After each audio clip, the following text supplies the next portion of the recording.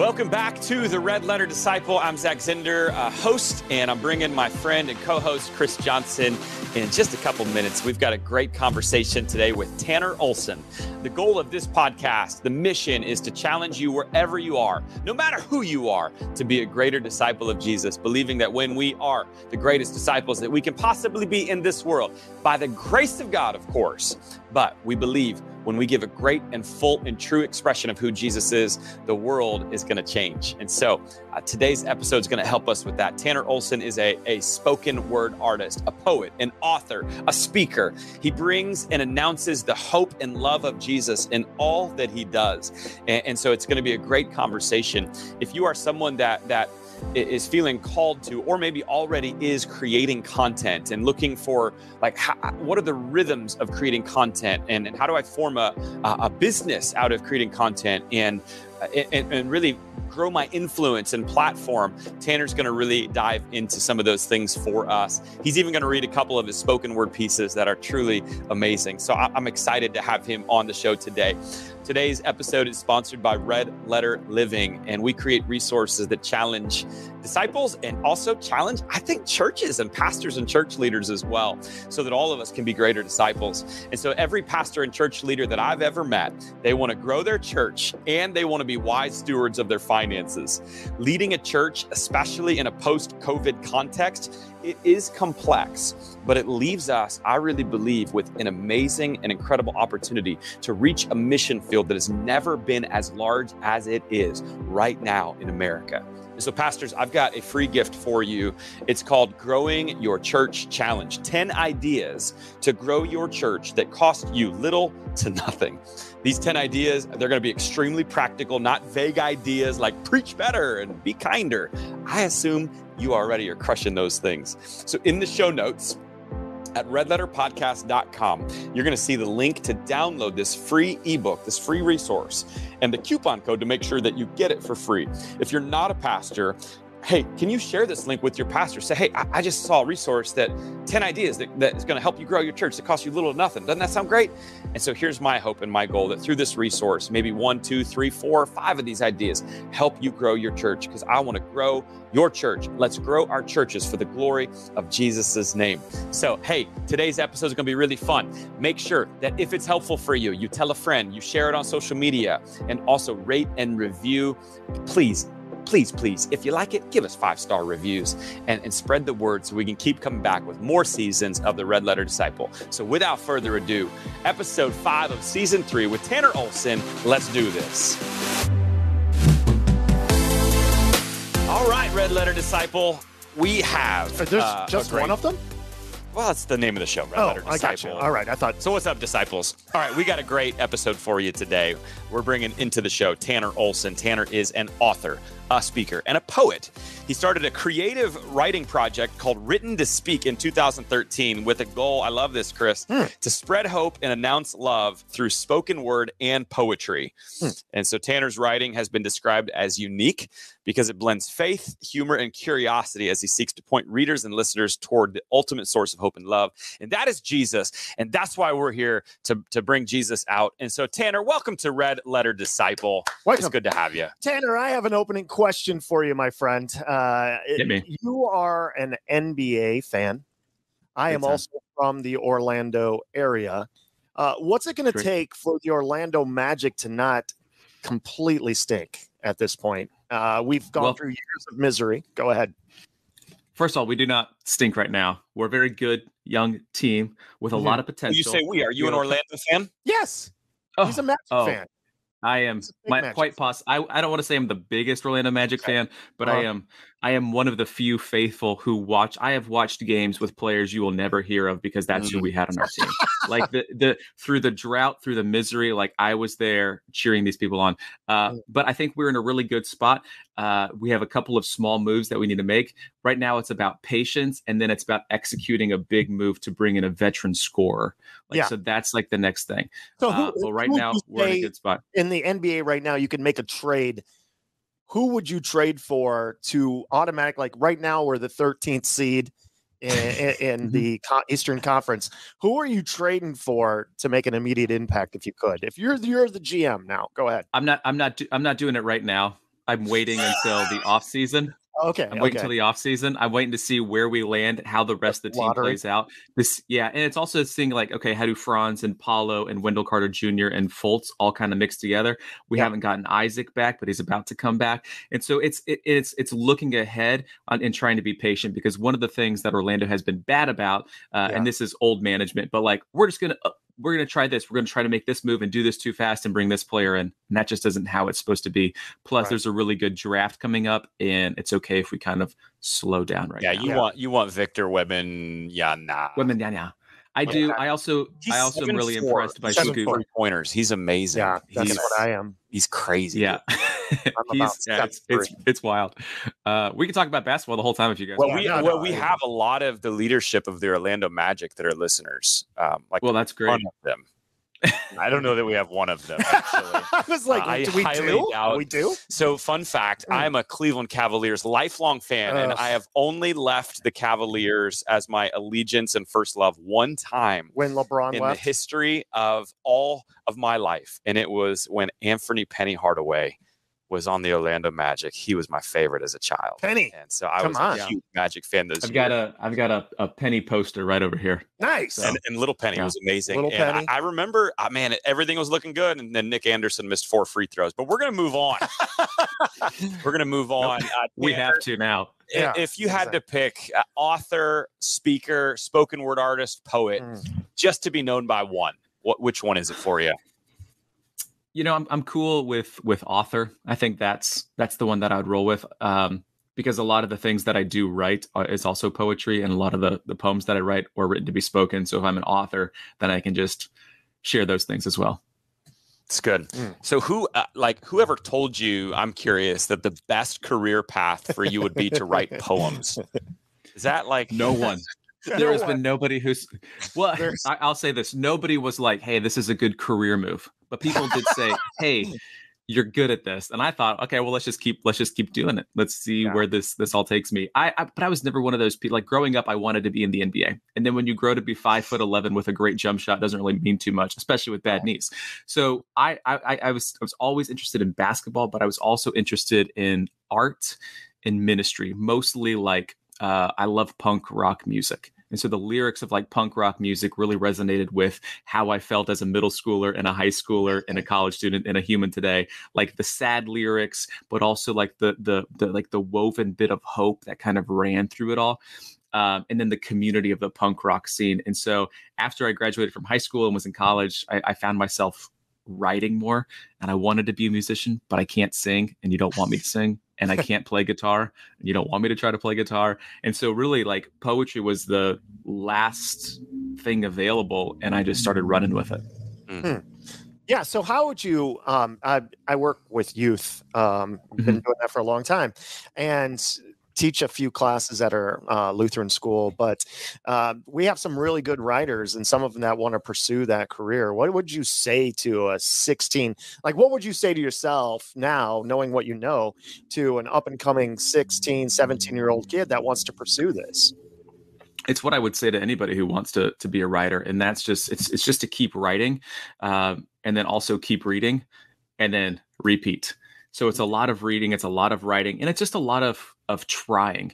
And I think we know this in any kind of context that we work in, but it's all about like finding, in writing, we say it's finding your voice. And so in other, positions or places you work, might just like finding your sweet spot or finding yourself in that role. And so as a writer, it's just like finding your voice. And it takes years. I mean, it took me about 6 or 7 years to finally be like, oh, this is how I write, and this is what I want to write about. It's not this like overnight sweet success kind of thing. It is these small, faithful steps forward that often feel like you're walking the wrong direction. That's interesting. Like I remember when I started preaching, and I would try to mimic the people who I respected the most. And then I realized about a year into it, that's not me. Like I'm just trying to act like somebody else. So did you do that when you started? Like, were you mimicking and then you found your own voice and you're like, okay, now I feel comfortable with this? And I was wondering why you use like illustrations from my life. I still do. And that was crazy how you, anyway, go ahead, answer. Yeah, no, I think that's how you figure it out. Like, I remember doing that with basketball. Like, I would watch videos of Penny Hardaway. I would watch videos of Steve Nash and Kobe, and I would try to do what they did on the court. And let's be honest, it didn't go well, but I would try to be like them. I would learn from them and then try to implement it. And then I did the same thing with poetry. So I found these poets, and I would like a guy by the name of like Anis Mojgani and Levi McAllister and Amina Brown. Like, I would watch their videos and kind of study what they wrote. And then I would essentially copy that with my own spin on it. And that basically just like taught me how to write. And I've abandoned that. Like, I don't write like them anymore. I'm not compared to them anymore. It's just like, oh, that's how I write now. But I couldn't just start. I needed to see it in order to believe that I could do it and then begin to live that out. That's great, man. And I can really relate to that, even as a person that never planned to write, but now, like, that's a lot of what I do for Red Letter Living is writing, whether it's blogs or books and it's funny, because I feel really confident in who I am as a oral communicator, but as a writer, like I never was in school and I never had a professor or teacher be like, you're really gifted at this. And so I've had to grow in my identity and also find my niche. And I feel like it wasn't till the third book that I owned, which was Forgiving Challenge for me, that's where I was like, I actually kind of like who I'm becoming as a writer. But it was an identity shift and something I wasn't completely comfortable with. Was that, how much of that was a part of your journey? Well, like I said, I think it was like the first 6 years. So I started putting things out on the internet in like 2013, and I wanted to quit in about 2017, but I gave it like one more good college try. And that's when I kind of fell back in love with it, where I was like, I know I'm not trying to be somebody else. I'm just trying to be myself and to try to communicate something honest and true and something that I probably need to hear. And it takes a little while, and it takes a lot of steps back, and it takes a lot of surrendering too, to just be like, yeah, I'm just going to do it the only way that I know how to do it. But I would say the same thing. Like, it took me a long time to get to where I wanted to be when I first began. That's good. So I got a question about the writing rhythm. We're going to talk about that a little bit, but I want to go to your book, Continue, Poems and Prayers of Hope by Tanner Olson, and that's who we're speaking to today. I've always had a question for poets. Like, how do you know when a poem is done? And let me just ask you that, because here's one, and it's really poignant and it's beautiful, but it's called A Little Closer. Lean in a little closer to hear his love spoken straight into the fear. And I butchered that probably by the reading, but Tanner's like, can I read my own stuff? I don't need you, Chris, reading. It's good, man. I like it. Kindergartner reading a thesis at this point. I get that, but and I noticed on a lot of your poems, like, you'll incorporate scripture with that, right? So you said the 1 John 4:18, there's no fear in love, but perfect love casts out fear, for fear has to do with punishment, and whoever fears has not been perfected in love. So the question then is, when you're writing rhythms, and when it comes to starting one of these, does a lot of the time that the poems come out of your scripture readings, and then you're like, oh, walk us through that process.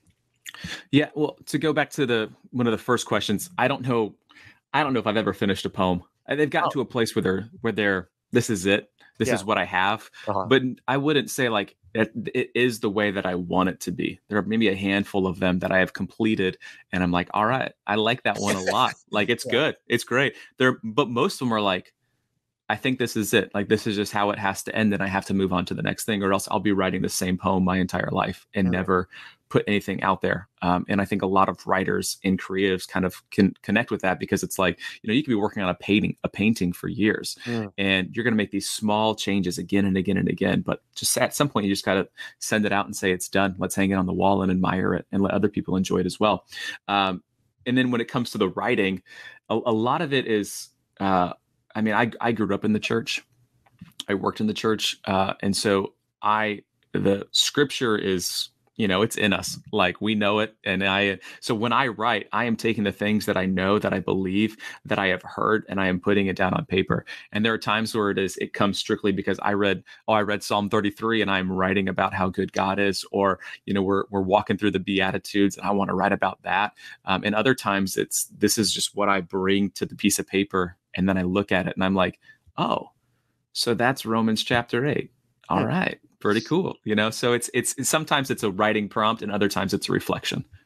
So talk to me about I'm a content creator. We have a lot of other creatives that are listening as well.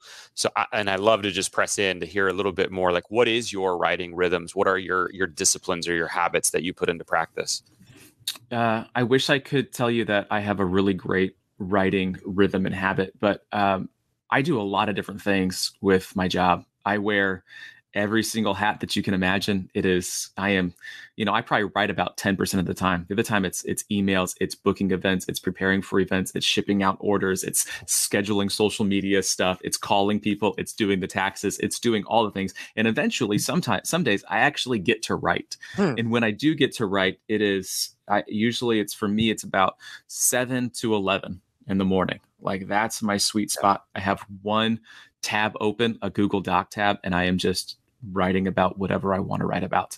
And some days that's a poem, other days it's a story, other days I'm, editing a book that I'm working on or something like that. But my writing rhythm is I have to make space and clear time so that I can make it happen.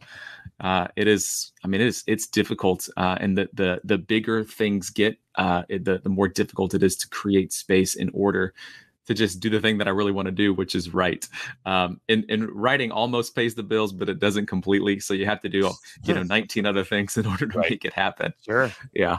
I can relate to a lot of that, man, in what I do. And, I think that you asked earlier, like, what would you tell writers? And I think you said, just do it. You have to keep doing it. Like it's write, read. And that's the deal. It's gritting it out. I heard Seinfeld, I love, him, and he's got this don't break the chain rule, where at least every day he wants to write down one joke. And usually when he's there, he writes more, but don't break the chain, stay in that creative space. And for me, as I found my niche, like when I'm in writing season, because there's seasons for me, because like you said, I do 10 other things and I feel that. And so, but when it's like, it's a season, I need to write.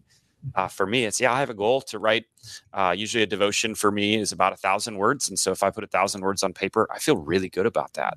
And some days it flows super easy. It takes a half hour. Other days it takes 4 hours and I don't love it at the end. So what's the option? And because there's different styles of writing and we each have our niche. Yours is more in the spoken word, poem, story, not like the chapter books sort of thing. Right. But what's a win for the day for you and a loss for the day when it comes to writing, when you're in that writing season or zone?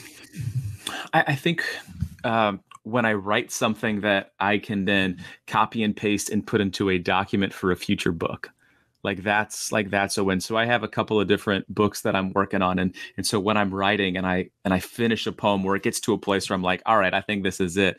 When I put that into another document of a future book, that's when I get excited. And then I can kind of see like what's already been written in the needle has been moved. We are getting closer to a next launch. We are getting closer to sharing something new with whoever follows my work.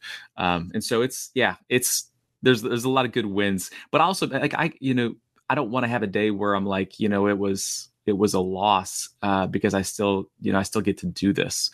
Like this is a dream job. And so like I do have, I have my bad days, but at the end of it, I'm just excited that this is my job and I get to keep doing this for a little bit longer. It's cool. So spoken word versus poetry, and I don't even know if it's versus poetry. Like what's different about spoken word and poetry? And the reason that he's asking this question is because he wants to become direct competition. Zach really wants to kind of jump into this. You weren't supposed to say that, man. Oh, can we cut that? Go ahead. Yeah. Well, I wouldn't wish that on you. But don't do it, man. Get out while you can. I stumbled into this whole poetry thing. It's funny, like you go to school to become a pastor, you go to school to become a lawyer, you go to school to become a doctor. You can just become a poet. Like no one has to like give you. You can just start, and you are one. And so for me, that's how it was. Like I just started writing and writing and writing, and what came out was something I called written to speak. And so the things that I write, I wrote to speak them and to share them out loud. So that's like the spoken word poetry side of everything. So those poems, they kind of tell a story, or there's a narrative, or it may not make as much sense when you read it, but it'll make more sense when I read it to you, or when you hear me share it. Whereas like a poem on itself is just like, you can sit with that piece of paper for a while. Like one of my favorite poets, Mary Oliver, like I can just sit and read through her stuff. And I think I would much rather read it than have somebody read it to me. Whereas I think with spoken word, you might be reading it and be like, I don't see where this is going. But you kind of need to have it. You need to hear it. You need to hear how the author or the writer of the work delivers it, where they pause, where their voice changes, their mannerisms when sharing the poem. So it's more of that like performance versus just paper. And so you said that Tanner, you grew up in the church, and recently you've been. Well, not recently, but you do live events where you'll go out and do this. Yeah. And we'll talk about those more later. But how has the reaction been? Because it's fairly a new art form within the church, and people are bringing you into their church, and you've been doing some of this. How has the reaction been when you go? It's good. It's I'll tell you a story. So one of the first tours that I did it throughout the state of Texas, or the country of Texas. And after we did about 5 shows, I went with a musician, my friend Matt Daring. And so he would play music, and then I would do about 45 minutes of poetry. And after every show, people came up to us and said, "Oh, that was so good. I wish I had invited more people." And so it's like, okay, well, there's something here. Like it's not, because it's not just, when you hear like, oh, there's a poet, you think like everyone thinks something different, but nobody's like, that's going to be amazing. That's going to be exciting. But I know, like I'm working from behind. Like I understand like poetry is not the most exciting thing. I think that poetry has a beautiful place in the church. It's not a sermon. It's not a song. It fits somewhere right in between. And it also depends on who the poet is and what they're delivering. Because some people might hear poetry and think that someone's just going to yell at them about like, the murder of kittens. Like that's not what I'm going to do. Like I'm going to tell you stories. I'm going to make you laugh, and I'm going to invite you to keep hope close. Like that's what it's all about. And so the events that we get to do. So I do events by myself, and then I've done events with my friend Matt Daring and my friend Blake Flatley, who are both musicians. And so it's a night of music and poetry and storytelling, and really it's just a night of rest and a night of hope. And it's different than sitting on the couch watching Netflix, which I'm a big fan of, but like not every night you need to do that. Sure. And it's a night where you just get to just kind of be and experience something different. I love that. I love that the reaction is, I mean, talking about playing from behind, not only are you playing from behind with the preconception or the notion of what a poet is, but you didn't go to the easiest audience in the whole world when you started in Texas as well. Like, hey, we have a lot of people in Texas. I love Chris. Texas. Come on. Austin is a fantastic town. I'm just saying, like, I just see a bunch of guys in cowboy hats coming up. This guy's, what do we got here? A poet? Okay, so I did a show in Houston, and there was a guy, this big burly Texas oil rancher human, and he's sitting in the back like this the whole time. He's got his arms. And I thought this man's gonna kill me. Like after the end of the show, like he's gonna kill me. He sits there. I do book signing afterwards, sell some merch, talk to his people. He's still sitting there. He's the last person. He walks up to me and just starts crying. Oh, and being wow! Like, that. You have no idea that I needed to hear that tonight. Like, thank you. And like, that was it. And I was like, all right, I'll keep doing this. Yeah. Okay. Right. So, cause like poetry is for everybody, but not everybody knows that poetry is for them. Sure. Right. And so like, and it depends on where you're at. So, I think a lot of my work has been teaching people that poetry is not scary or over emotional, or that it's just for things of people who feel too much, even though it is. Like it is for everyone. and it's also something for them to write and explore as well. That's awesome, man. I think as a poet, I think pastors and church leaders kind of feel that sometimes too, or worship leaders, especially in some denominations of churches where it's like the music's powerful, the worship's strong, and yet people are just, with their arms crossed, they look angry. And afterwards they come up and they say, wow, that was so moving today. I thought you wanted to kill me. Yeah. And I'm like, really? Like you should tell your body and your mind that you should react a little different and look positive and how you're feeling, like to maybe let me in that actually this is working and go. Some non-verbal cues, please. Anyway. Just like a little thumbs up would be good, just every now and again. Can you imagine halfway through your poem and the big rancher gives you the thumbs up in the middle? That'd be great.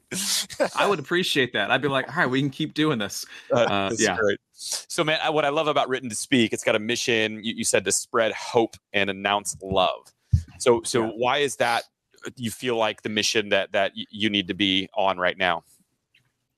I just think for me, that's my response to the open tomb. That's just what I know how to do. I think is to write and to spread hope and to announce love. Like, I have seen what Jesus has done, and this is my reaction to it. This is me living out my faith. And that's through writing and storytelling and giving something that I have learned and gone through to the people who are willing to read and to listen. And also, I think if we look at the news or just outside, we know that the world needs a little bit of hope. And I think a lot of people know that hope is real and that it exists, but I think they also need that reminder. And I think a lot of, the work of ministers and preachers and teachers and people who follow Jesus is to remind people that good is on the way, and that we are loved, that we are cared for, that we are forgiven, and that this is not the end. And that everything is going to be okay. It maybe not right now, but everything is eventually going to be okay. And so I don't see that as like my job, but it's just the thing that I get to do, or the thing that I believe that God has invited me to do. I feel like that's a continual theme on a lot of our episodes that's coming up too, is just like the reminder as disciples that are listening, like that we have good news. There's hope. I know the world's tough and it's challenging, but in the end, like we have the answer, and we walk as your poster in the back says, a little slower, but also with confidence and a certain amount of joy and hope, because we have the open tomb. We're on this side of the resurrection. I think sometimes people forget that. Like I feel like this is the better side of the resurrection to be on. Like it's already happened. Yeah. And so we know we can trust everything he said. We know he's coming back. And so that's what I think is so great, that spreading of hope and announcing love and the good news piece is missing so much in a lot of the media that we consume, or the social media we're on. And man, it appears like it's really working. Like obviously your live events are amazing. I know that many have been touched by your written material in the books. Your Instagram, man, your following's over 100,000. So like we have a lot of people that are listening here that they want to grow their influence and their following. And I think a lot of them, for the right reasons, for the cause, and for you too, like the cause and the name and the fame of Christ. And so what are some keys to like maximizing or growing our following so that we can get the news out about Christ? I would say a couple of things. So forgive me for rambling, but I might have to. First of all, you just got to let go of control, because you don't have any control over who follows you and who doesn't follow you. Like people are going to find you and they're going to leave you day in and day out. Your numbers are going to go up, they're going to go down. So there's no really use in looking at them. You just don't have any control over that. You do have control over being consistent with what you create and posting it and being your authentic self. It's the internet is a game and we're all losing. So like if you go into that with that mindset, like that's how it is. I mean, it is. So you can use it for good, right? And so if you use your platform or the people who follow you for good, do that. And also, I would say create and write for the people who follow you, not for the ones who don't. Like it is not helpful to try to chase people who don't even know that you exist. However, you can give something good to the people who want to hear from you. And so I made a big shift, and I stopped stopped trying to get the people who were following this person and following that person, and just started writing for the people who showed up to my work every day. And I asked them, what do they need to hear? I asked about their stories, and I began to write out of that place. And so that's a big shift for me. But I mean, you don't have control over it. Like I didn't have, like, I'm thankful that I have that many followers, but honestly, it was one post that blew up. And I'm sure half the people who follow me don't even know that they follow me.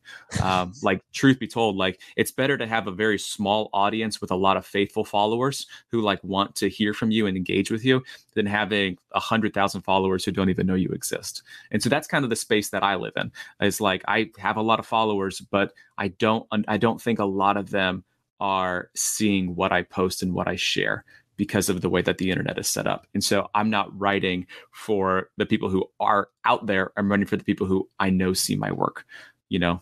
So yeah. And we have does that make sense? Yeah, totally. So what I heard there is consistency, creating content that does good, and also creating that content that is for the people that you're reaching. And so if it's helpful for them, they'll spread the word. I'm curious, Tanner, because I think that's a piece like of what we're doing even here with the Red Letter Disciple is we have some products at Red Letter Living, and like that's what fuels the opportunity for us to do things like this. But I feel like at least half of my time, if not more, is going towards just free stuff, just content that's helpful. And it's not that any less quality or passion or heart goes into it. But do you find that from where you are that, you have some books, you have some stuff if people want to, but man, a lot of it's just staying on people's radar and providing helpful content throughout the week on whatever channels or format that is. Is that a piece of what you do too? You give a lot of yourself away. And I don't know if that's a healthy thing or an unhealthy thing. I haven't determined that yet. I think I'm one of those people, and it sounds like you are too, where I'm just happy to be here, but I'm also just happy like to give you the things that I've learned, the things that I've written and discovered along the way. And I just want to give those away to people because I that's how I want to spread hope, right? Like I don't want to be like, you have to pay $29.99 to get all access to what I know. Like, I don't think that's it. But like, at the same time, I want to give the things that I know can be helpful away. I'm a terrible businessman, absolutely garbage at it. And I've had a lot of people be like, hey man, you're doing this wrong. And I'm like, well, I need some help there. But like I'm just the who I am is somebody who wants to give away the things that I've learned, the things that I've written for free. But also like, so if we speak about that from like the human side, but if you think about it from like the content creator side or the business side, like, that does draw engagement. And so write the thing, give this stuff away for free, like build your email list, do all those things, like give away free ebooks, do all that kind of stuff, do what you can to kind of invite your audience to know the things that you are doing and why you're doing those things, and invite them into the mission that you have. So it's a huge conversation. A lot of it is like put the pedal to the metal, and the other part of it is like, hey, take your hands off the wheel. Well, and so many like people, I think I heard a thing that like 72% of high schoolers want to be entrepreneurs, which I think is cool. Like it shows the creative value of that. And a lot of them want to be doing like what you're doing, a part of what we're doing, which is creating content and putting in places. And so, we've shared already some tips of like, or to write, at least it's write, read, it's disciplines, it's doing it every day. And I tell people, I get asked that a lot, like, how do I do what you do? And it's like, well, there is the discipline, there's the gritting it out, which is not easy. And so that's difficult, but also like, how do we write a book that people buy? It's like, you can write a book, but also there's a ton of other stuff that goes into selling that book and getting that into people's lives. It's so much free stuff and resources and this emails. And so it's not just write it and boom. It's there's a lot to go with it. You've got to hide your plagiarism, so it's not easy to spot too. There's things that you just got to put it out in as many places. It's difficult. It's difficult, but it's also, it's like, it's a go thing. And I would say to the people who are like, I want to be an entrepreneur one day. Good. I think that you should also go get a job. Like I cannot, like I worked full-time jobs for the first 8 years before I could do this full-time. And so I was working at churches and at camps and Chick-fil-A, not to brag, but like I did all these different things so that I could fund my dream. Is that right? when you knew you made it, when you were at Chick-fil-A? That's when you figured that's when I knew my spot in heaven was secured, for sure. So, the Lord's chicken. Yes, of course. Yeah, really doing the Lord's work. Oh, that's a story for a different time. But yeah, sure. I mean, that's the thing is like for entrepreneurs, like, yeah, like go for it. Like if you have entrepreneurs in your church, encourage them, walk with them, work with them. But also like it's good to do a job that you really don't want to do, because that's going to teach you something. That's going to give you stories to write about. It's going to build character. It's going to change the way that you pray, the way that you think. I mean, it really is like, so yeah, that's a little bit of my advice, but also God bless you if you want to go into entrepreneurship because, it is just, it's fun. Yeah. It's they see the highlight reels and think, oh, that's easy, but man, it's a lot of behind the scenes and it's fun. It's good. But I love your advice too. It's similar with me. Yeah. This all came about as I, was serving the Lord and my ministry as lead pastor. And it's like, God, you're doing something here. So I got to figure out, what this all means. So Tanner, I want to dive into a few of your works and ask you some questions and even have you, hopefully, can you perform for us some of these? Do you want me to dance? Yeah, there you go. But so I've got 3 that I want to go through. So I'm going to give you the 3 and then we'll slow down and do each one. Okay. But I want to hear a work that you love, or sorry, that you didn't love, but that others, man, really did. Then I want to hear a work that you did love, but like just didn't land for some reason. And then finally, what's your favorite work that you've done and why that would be? So let's go back to the first one. A work that you did not really love. Okay. But man, when you read it or performed it, it just really resonated with people. So when I first got started back in 2013, I started off as like, I was like blogging.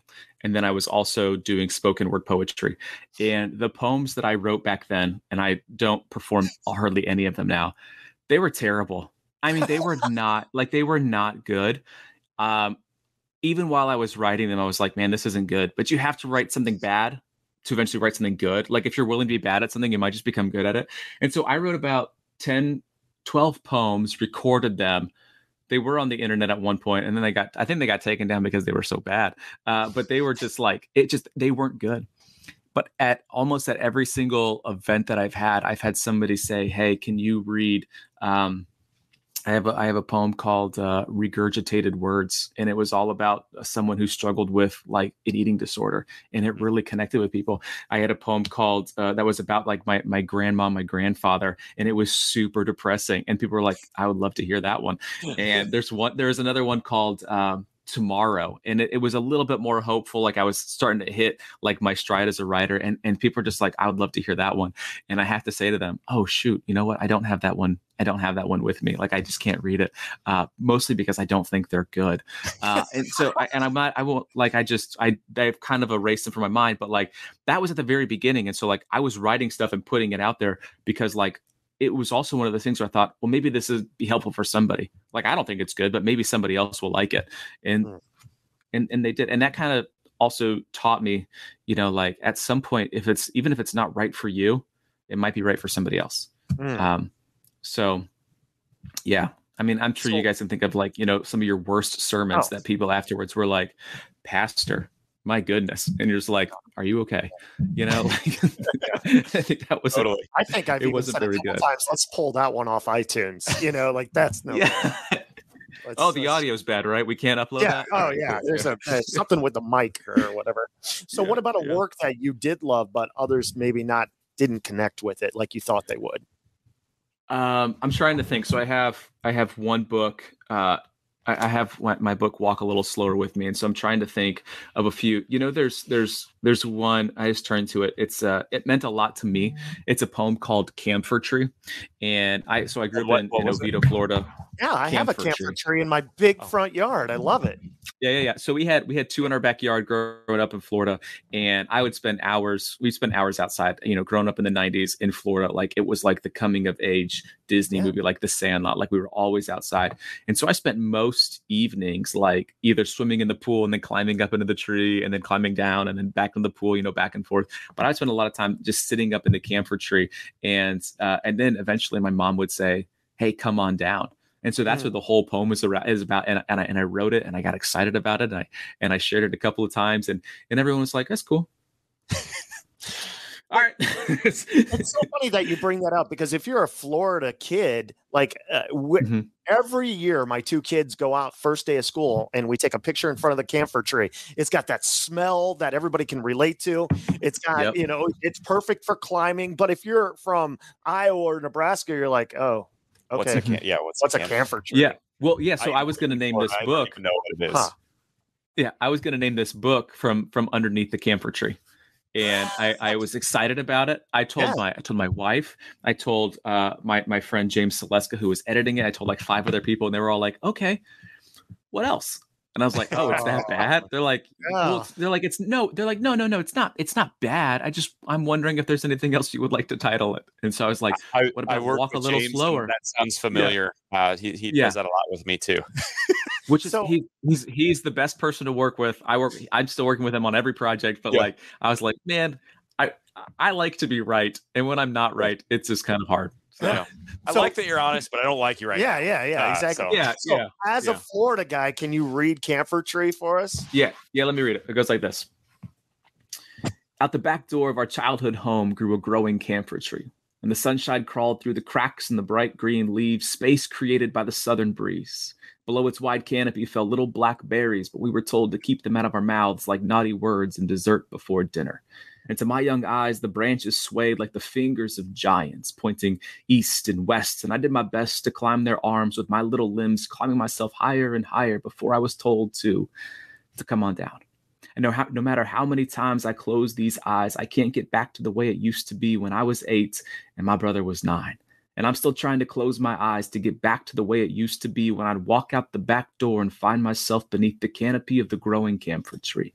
And now that I'm back inside, I've come to realize I was never prepared to say goodbye to my childhood or that growing camphor tree. And I'm still trying to bring myself alive to climb high, to hear my mom call me back inside and hear those 3 words. Come on down. Oh man, that's the one that doesn't resonate with people. That's great. How does it not resonate with people? It brings back childhood memories. Come on, Seleska, you're wrong. I know. Yeah. Well, I think he was right about the title. The title was off. But we'll give him that. We'll give him that. Yeah. Okay, so what about a favorite work that you've done? I know that's tough. That's like asking a film director, what's your favorite movie? And they're like, well, I like them all. Titanic was great. But no, seriously, one of your favorites that you have written? Yeah. One of my favorites, and it's called Walk a Little Slower. So it is the title of the book. And this was one that I wrote a couple of summers ago, and just kind of reflecting on where life is, where life isn't, and then what do I do with all of it? And it basically touches on a couple of things that we've talked about already. And so it goes like this. I think today I'll walk a little slower and breathe a little deeper. I'll leave my phone face down inside and give my eyes a rest to see beauty beyond a screen. I'll grab a light jacket so I can still feel the cold wind. Hold your hand until it gets sweaty and I'll let go, but I'll never let go. I'll walk below and between shadows, cut through the field, cross the street when the car is clear. Today, I want to find myself beneath the limbs of the trees and later on below a few million stars. And maybe we'll see a dog or bump into old friends or both. And I'm not counting steps or miles, but I'm just walking because for now, I can. And I don't know what the future holds, if my days left are long or short or, well, you get it. And maybe grief is around the corner or a missed call on my face down phone back inside. Maybe there is good news in my inbox or a miracle waiting in the welcome of the next month. And in the morning, I'll sit a little longer and drink a little deeper. I'll watch the light make its way through the dark morning because the light always finds a way. And I'll remind myself that life won't always look the way that it does, that change is coming, and it might even be here. I'll remember the steps forward and the steps back that led me to where I am. And before I begin to move these feet once again, I'll slowly breathe in grace and exhale peace, knowing that every piece of me is here to be. And whatever may become, well, for now, I'll walk a little slower and breathe a little deeper. Because right now I'm alive and everything is okay. It's not perfect, and that's okay. And that's what I'm learning to tell myself these days. Everything is okay. It's not perfect, and that's okay. Awesome. Beautiful, dude. That is beautiful, man. Love it. Really good. Thanks. Yeah, I love it. Yeah. It's a great message too so 2 years, you wrote that 2 years ago. So this was several months into COVID, right? And the world. Yeah. So I know that didn't do well for guys like you and people like us that go around and speak, right? That's get cancellation. You get. Yeah. So I actually, I went out. I left my job at a church in August of 2019, and I started touring. And so March 2020, I was supposed to be in Nebraska, sharing poetry for a whole week. I was supposed to be there for 5 days, and I had about 14 events lined up. And so I was going to speak. And then the pandemic happened, and I was like, we can't do this. So, and I didn't go back out on the road until a year and a half later or so. So yeah, it was hard, but I mean, thankfully I have a lot of people who support my work. I have a Patreon and people jumped on that to help me out. And I did a bunch of like Zoom shows and calls with classes and teachers and, churches and leaders and stuff. And so God was very good and kind. And I learned a lot. And that's probably when I developed a stomach ulcer. So yeah. I mean, bro. So what's next for you then, Tanner? I'm going to keep doing what I'm doing. I think I'm going to keep writing. I'm going to keep speaking. I'm going to keep traveling. I'm going to keep doing the podcast. I'm going to keep spinning plates and trying to rest and find my way forward. But I'm working on a memoir right now. And so it's different from the poetry that I share, but it's more stories from my life with some poetry interspersed throughout each chapter. And then I've got a couple other books that I'm working on. It's a long list that I'm working on. But I mean, that's kind of what it's like as an entrepreneur and as somebody who, this is how you make your living, is to keep creating. And so there's a lot of things I'm working on and a lot of projects I'm excited about. Cool. Hey man, we ask every guest on the way out, what if you could challenge our listeners, like to do one thing. This is a podcast for the everyday disciple to grow as a disciple. So yeah, if you could challenge everyone out there, all our listeners, to do one thing practically this week to grow, to be a greater disciple, what would you challenge? And I think the hardest thing, is to rest. Like, just rest. I've not been good at that. I know a lot of people have not been good at that. So what does it look like to just rest and to be still and to get away from screens for a little while, and then get back to it, So I think that's it. I don't know. What would you say? Like, what do you guys say? What do other people say? Okay, that's good. I use all the time to say it, so I let others. But I think that, man, walk a little slower, rest. That fits in with the theme. And I know you said a lot of people can relate and need that. I'm putting my hand up. Yeah, I need that. It's a crazy world we live in, and always connected, and yet feeling disconnected. And so, yeah, really, I think that's a super helpful thing, is just to rest. So let's take that challenge. In fact, if anybody takes on that challenge this week, you do practically something that you heard that and you're like, you know what, I do need to rest. Throw it in the comments. If you're watching on YouTube, let us know what you're doing, how it's going, what you're finding, and we want to support you on that journey too. So that's awesome. I do have one more suggestion of what they can do. Read poetry. I know there's a couple of books out there. No, you're good, bro. Yeah, read it. Yeah. And we're going to, by the way, put all the links for Tanner in our show notes. And I'll give you a chance in just a moment to share like what links would be good for people, especially as they're looking for not only what poetry to read and to interact with your work, but also what does it look like to bring Tanner in for a night of poetry, a live event. And so especially if you're in Texas. Yeah, especially if you're in Texas. So we'll get to that in a second. But first, Chris has... I always get nervous handing a segment of the show over to Chris, but he's got a little thing he's prepared for you. Yes, Tanner, you are a creative. You're a writer. Okay. Okay. We've determined that in the last, 50 minutes or so. Tanner, how do you feel about your improvisational skills? Feel okay about them. Okay, good. So this is what I'm going to do, Tanner. I'm going to give you a scenario. I'm going to give you an emotion. I'm going to give you an environment. And I'm going to give you a line that has to be said in the poem. And I'll give you a few seconds. We'll let you think about it. Talk amongst ourselves. But here's the scenario, okay? His notepad. Yeah, no, that's what a good writer does. I got a lot of things. This is a lot of things. All right. Here's the scenario. A cab driver and a customer. That's the scenario. Cab driver and a customer. The emotion or characteristic that has to be portrayed is generous. Somewhere it's got to be generous. They are headed to the beach at midday. At midday. And the line that you have to include in your piece is, "That's easy for you to say." Now, we'll give you give him a minute or two. give you a minute or two. Why don't we talk about some of the things here for Tanner? So I know Tanner has a website, writtentospeak.com. Writtentospeak.com. And if you go there, you're going to be able to interact with his works. You're going to be able to find his books. You're going to be able to find out his live events that are already on the schedule, how to book him at your place. He also does coaching. That's what I love, too, is he coaches creatives. And so whether you're new into this or just looking for a little help to grow your Instagram or social media following, or even whether you just want, a little help getting a writing project for an extra $2,000, he will actually do the improv game with you too. So that's Are you ready already? No, I will not be ready ever, but I'm going to give it a shot. This is amazing. So anytime that someone says, "Hey, can you do an improv?" my first thought is like, it's not going to be serious, or it's going to be so serious that it's not good at all. So a cab driver and a customer. Yeah. Generous. Yeah. Beach at midday. Yeah. And that's easy for you to say. Yeah. That's it. All right.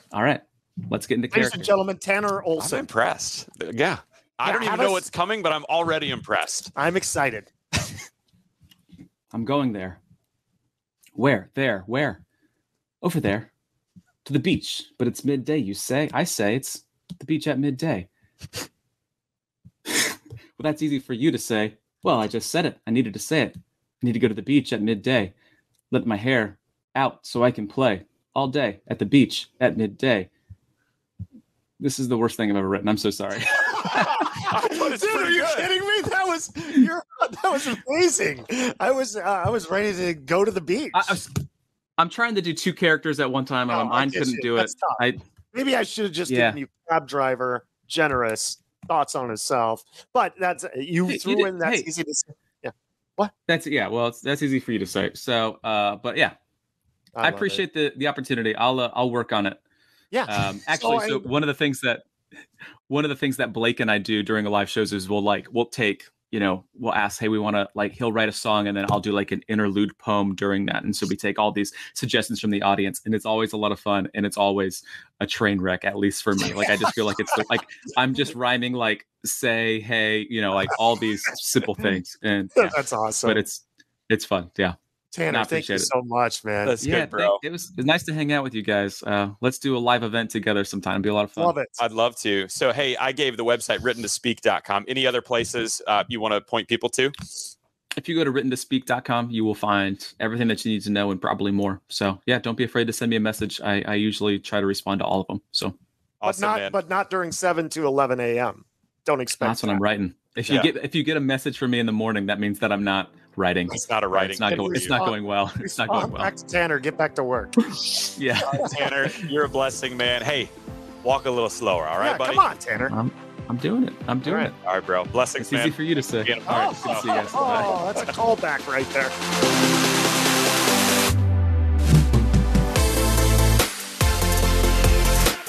Tanner is an amazing guy and someone, if you're on the fence, should I bring him in for a great night of storytelling, poetry, and music? He's awesome. It's going to be a great experience. And so I hope you give him some love at writtentospeak.com. If you're looking for more about Tanner and his links, check out the show notes. It's got the highlights from today's episode.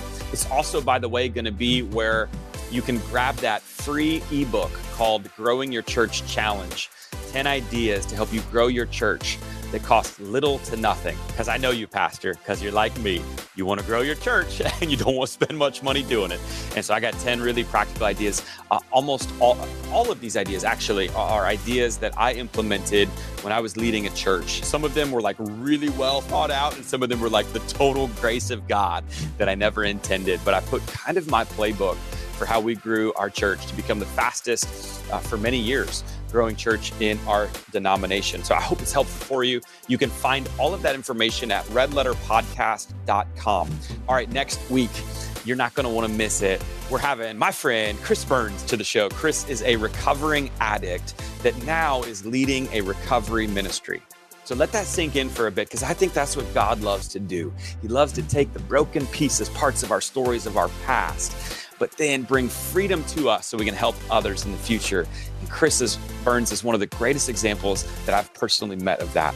He's a licensed social worker. He's also a sex addiction therapist. And so we have a truly helpful conversation about sex. It's the thing that not many people are talking about, but we're talking about it next week. So we're going to look at like what is sexual brokenness versus what is sexual addiction, and how do you know where you're at? How do you know if you need to get help? And most importantly, how can you hear hope in the middle of whatever it is that you're going through? Chris is a great friend that has a really helpful message that all of us need to hear. You need to hear it. And so don't miss it. The way you don't miss it, follow or subscribe on your favorite streaming platform. And we'll see you back next week for a really helpful conversation with Chris Burns. God bless you.